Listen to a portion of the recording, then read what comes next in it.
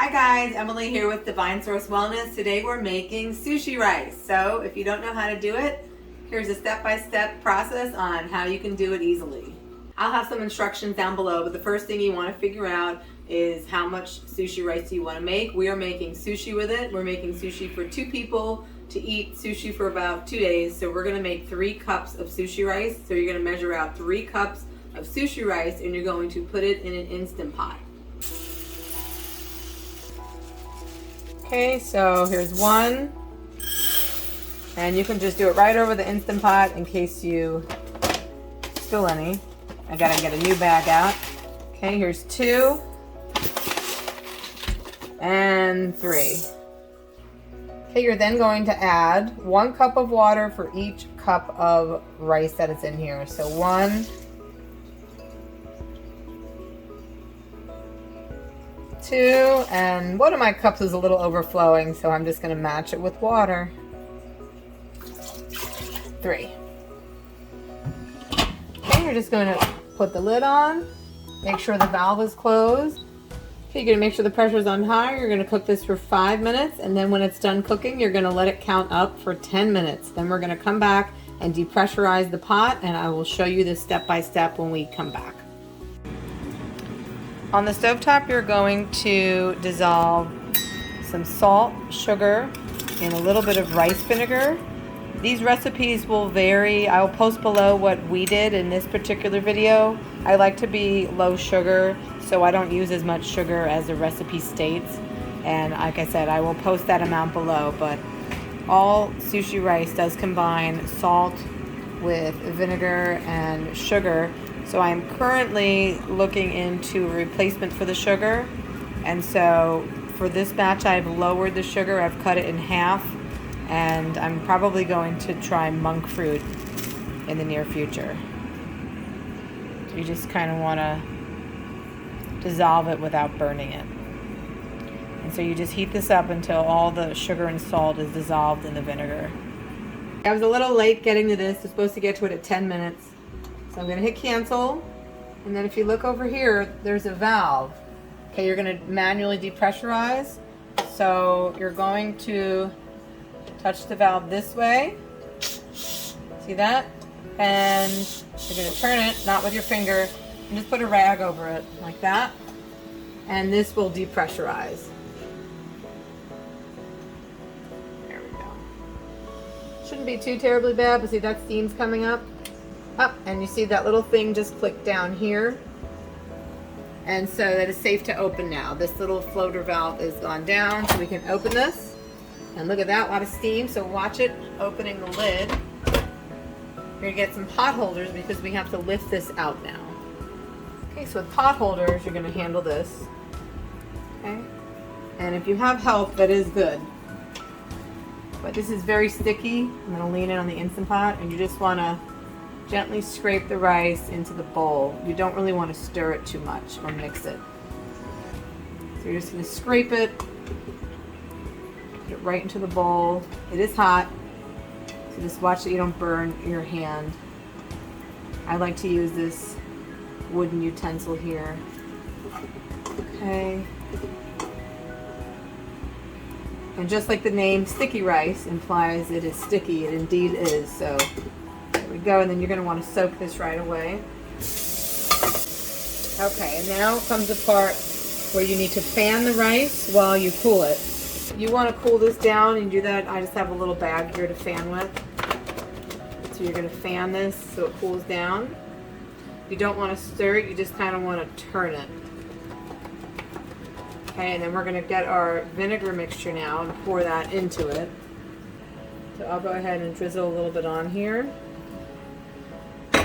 And then I will just fan it and turn it a little bit. I'll fan it and just kind of turn it. You don't want to mix it. What happens is it won't be as sticky. It won't stick together as well when you make your sushi.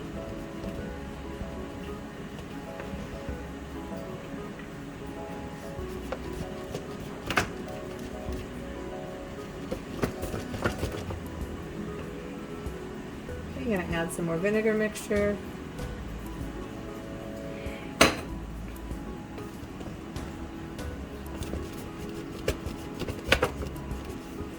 It is a little bit of work, but I promise it's worth it.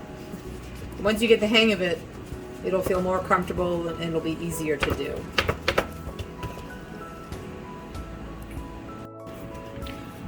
Of course, if you have a helping hand, it'll be a lot easier. So I do have a helping hand in this video. Makes it easier if one person can fan while one person turns the rice. Now, I did read online that there's a quote cheat and it's putting it in the fridge. That's not how you make true sushi rice, and so we just end up fanning it by hand here. Okay, and that's the rest of the vinegar. I added it in 3 parts.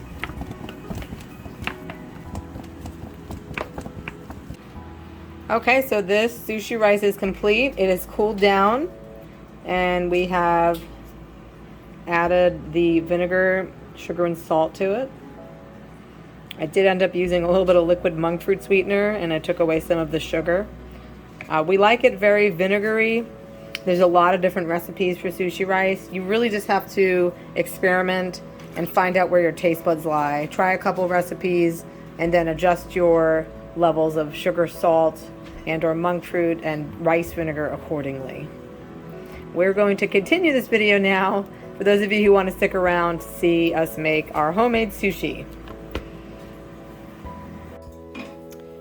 Now for the sushi portion of our video, we have cut up an avocado in half and it looks perfect. How to pick out an avocado? You don't want to push on it too much at the store because then the store ends up with a bunch of bruised avocados, but it should be not too mushy and soft and definitely not too hard. It should kind of just gently press on it and it's a little bit soft inside. And so I bought 4 avocados because sometimes you just cut one open and it's either a little bit rotten or it's not ripe enough. But this is perfect. So here we have our avocado. And then here we have organic frozen mango from Costco. So we're just heating it up. But you can also buy fresh mango. Then we have our seaweed paper. And we have a special pink plastic sushi mat, but they also make the bamboo ones and you can use that. And optional is cream cheese. So dairy is not part of my diet. I am cheating when I eat sushi. I put a very negligible amount of cream cheese in my roll. It's something I enjoy, but it can definitely be made without the cream cheese. And last but not least, the infamous gluten-free chicken. It's made in the air fryer. This is organic chicken strips. It's got some organic egg and tapioca starch and a little bit of olive oil. As you can see, we're getting ready to make another batch here. There goes the sea salt. Look at that. And that in the air fryer. I'm gonna put that on high, which is 400. It's gonna go for about 15 minutes, and then it's going to be flipped. So we're going to be having chicken sushi rolls. Okay, here we go. You got to have a bowl of water to dip your hands in. You're going to spoon some sushi rice onto your piece of seaweed. And then the rice will stick to your hands, so you want to dip your hands in the water to get the rice off.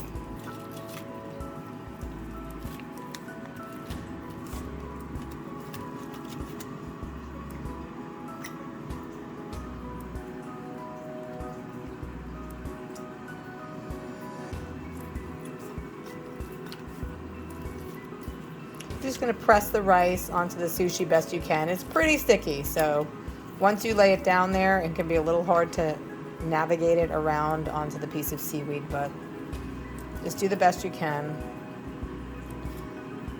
And you can use as much rice as you want. You can measure it out. You can Google a specific recipe. We just kind of eyeball it, or you can measure out a certain amount of rice. If you're on a low-carb diet, then you might not want to use as much rice in your roll.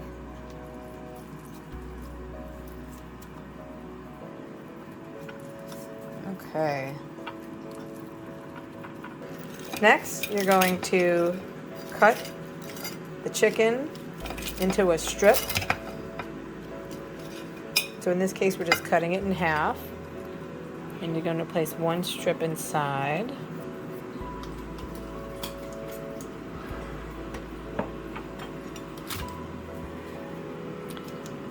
Next, you're going to, if you're using cream cheese, you're going to cut a thin slice of it to put inside your roll.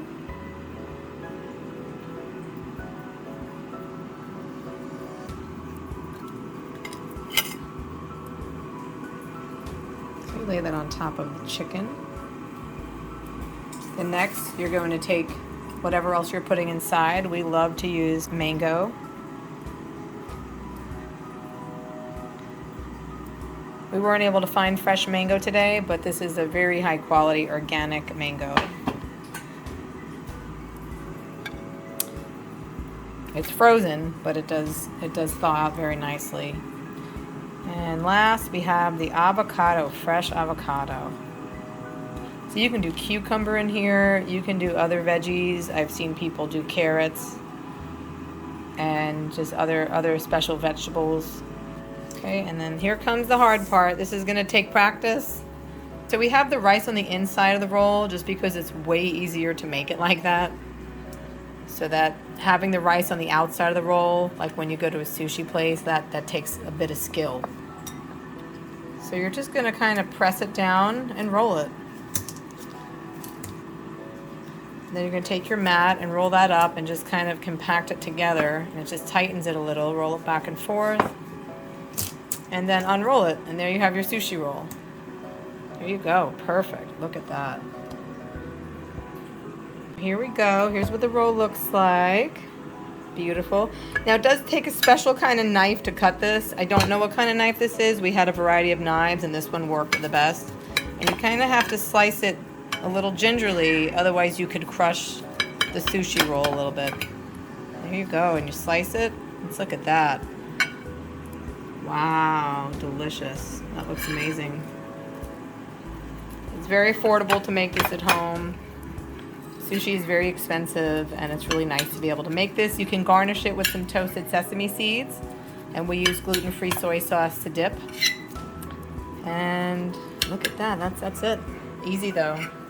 And once you make it once, it's the hardest part. Then you just keep making it, and practice is perfect.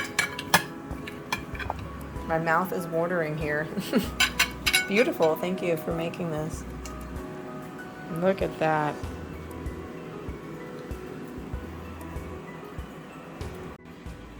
And that's pretty much it. Pretty easy. Sushi rice and optional sushi. Thank you so much for watching my video today, guys. I hope you enjoyed it. Make sure to give it a like and a thumbs up at the bottom. Leave a comment. If you have any questions, I'm happy to answer them. Make sure you're subscribed to the channel to get the latest updates. As always, again, thanks so much for watching. See you next time. Bye.